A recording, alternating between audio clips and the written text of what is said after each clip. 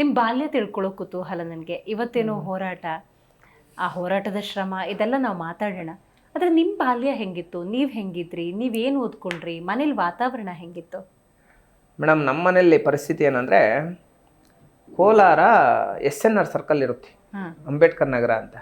ಅಲ್ಲಿ ಮನೆ ಇಲ್ಲ ನಮಗೆ. ಹಾಂ ಕೆರೆ ಏರಿಯಾ ಆಗಿದ ತಕ್ಷಣ ಕೆರೆ. ಹಾಂ ಈ ಕೆರೆಯಲ್ಲಿ ನಮ್ಮ ತಂದೆ ತಾಯಿ ಒಂದು ಸಣ್ಣದಾಗ ಒಂದು ಗುಡಿಸ್ಲಾಕ್ ಬೀಳ್ತಾರೆ. ಹ್ಞೂ ಸಣ್ಣದಾಗ ಒಂದು ಗುಡಿಸ್ಲಾಕೊಂಡು ಹ್ಞೂ ಆ ಗುಡಿಸ್ಲಲ್ಲಿ ಅವ್ರಿಗೇನೆ ಊಟ ಮಾಡೋದಕ್ಕೆ ಊಟ ಇಲ್ಲ. ನಮ್ಮ ತಂದೆ ಈ ಕರೆಂಟ್ ಕಂಬ ಹತ್ತಿ ಲೈನ್ ಮ್ಯಾನು, ಅಂದರೆ ಈ ಕೂಲಿಗೆ ಹ್ಞೂ ಒಂದಿನಕ್ಕೆ 5 ರೂಪಾಯಿ 10 ರೂಪಾಯಿ ಕೂಲಿ ಈ ಥರ ಕೆಲಸ ಮಾಡ್ತಾ ಇದ್ದಿದ್ದು. ನಮ್ಮ ತಾಯಿ ಮನೆಯಲ್ಲೇ ಇರೋದು. ಈ ಸೊಪ್ಪು, ಈ ಮೀನು ಸೊಪ್ಪು ಇಂಥದ್ದೆಲ್ಲ ಬರುತ್ತಲ್ಲ, ಇದನ್ನೆಲ್ಲ ತಗೊಂಡ್ಬಂದು ಮನೆಗೆ ಇದು ಮಾಡೋಂಥದ್ದು ಈ ಥರ ಮಾಡ್ತಾ ಇರ್ತಾರೆ. ನಮ್ಮ ತಾಯಿಗೆ ಅಪೌಷ್ಟಿಕ ಕೊರತೆ, ಅಂದರೆ ಆಹಾರ ಇಲ್ದಿರ. ನನಗಿಂತ ಮೊದಲು 2 ಗಂಡು ಮಕ್ಕಳು ಹುಡ್ತಾರೆ. ಅವರಿಬ್ಬರು ಸರಿಯಾಗಿ ಹಾಲಾಗ್ದಿರ, ಊಟ ಇಲ್ದಿರ ಸತ್ತೋಗ್ತಾರೆ. 3ನೇವನು ನಾನು ಹುಟ್ಟಿ ಹಂತವಾಗಿ ವಿದ್ಯಾಭ್ಯಾಸ ಮಾಡೋದಕ್ಕೆ ತುಂಬ ಕಷ್ಟಪಡ್ತಾರೆ.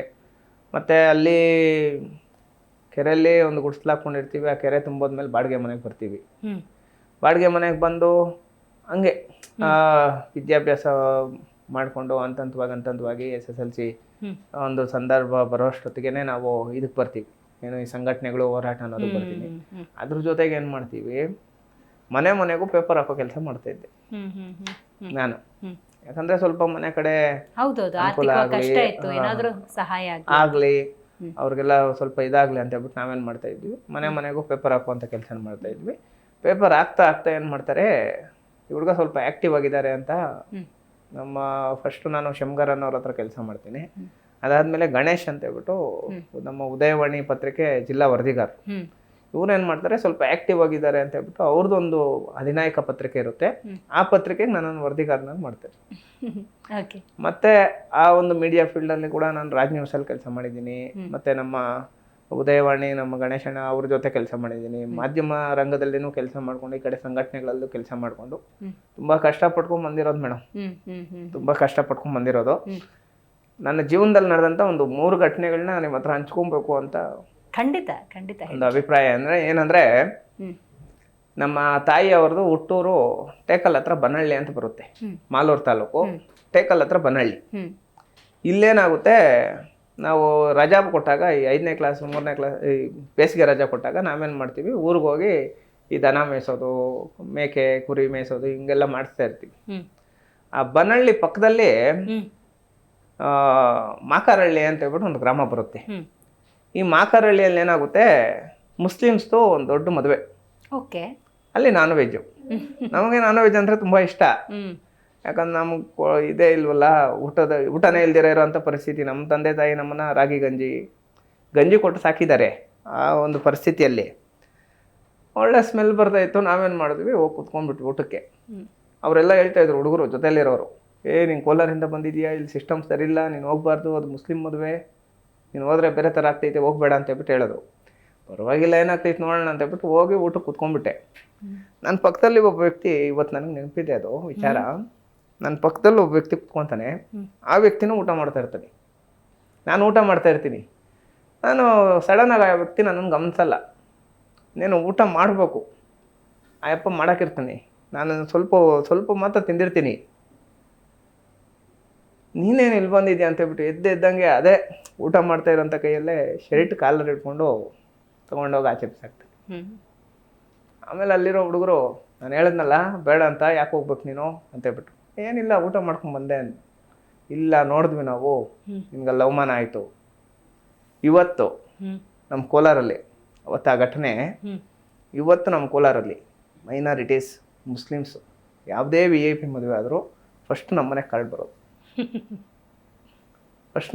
ಬರೋದು.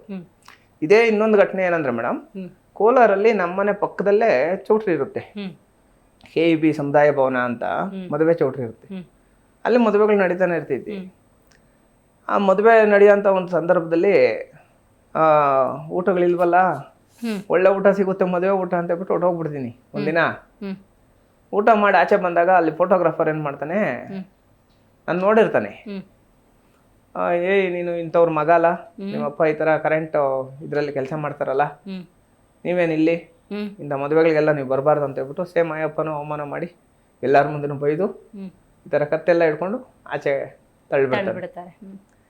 ಇವತ್ತು ನಾನು ಯಾವುದೇ ಮದುವೆಗೆ ಹೋದ್ರು, ನಾನು ಯಾವುದೇ ಒಂದು ಕಾರ್ಯಕ್ರಮಕ್ಕೆ ಹೋದ್ರು, ಎಲ್ಲ ಕ್ಯಾಮ್ರಾಮನ್ಸು ನಾನು ಸುತ್ತು ಇರ್ತಾರೆ. ಪ್ರತಿಯೊಂದು ಕಡೆ ಮೇಡಮ್ ಎಲ್ಲ ಕ್ಯಾಮ್ರಾಮನ್ಸು ನಾನು ಸುತ್ತು ಇರ್ತಾರೆ. ಮತ್ತೆ ಪ್ರತಿಯೊಬ್ಬರು ಫೋನಲ್ಲಿ ಬಂದ್ಬಿಟ್ಟು ನನ್ನ ಜೊತೆ ಸೆಲ್ಫಿ ತಗೊಂತಾರೆ. ಜಿ ಕನ್ನಡ ನ್ಯೂಸ್ ಈಗ ನಿಮ್ಮ ಮನೆಯಲ್ಲೇ ನೋಡಿ. ಎಲ್ಲ ಕೇಬಲ್ಗಳಲ್ಲಿ ಈಗ ಲಭ್ಯ.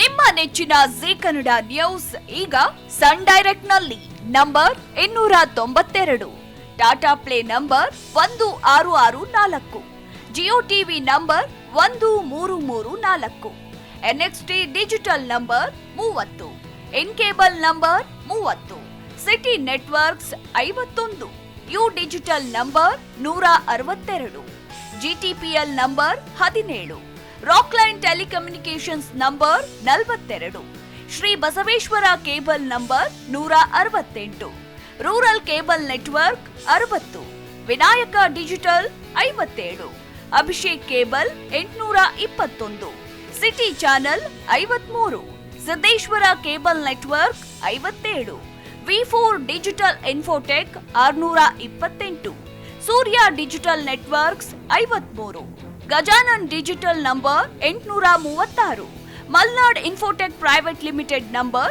56, metrocast number 830, victory digital number 167ರಲ್ಲಿ ನೋಡಿ ಆನಂದಿಸಿ.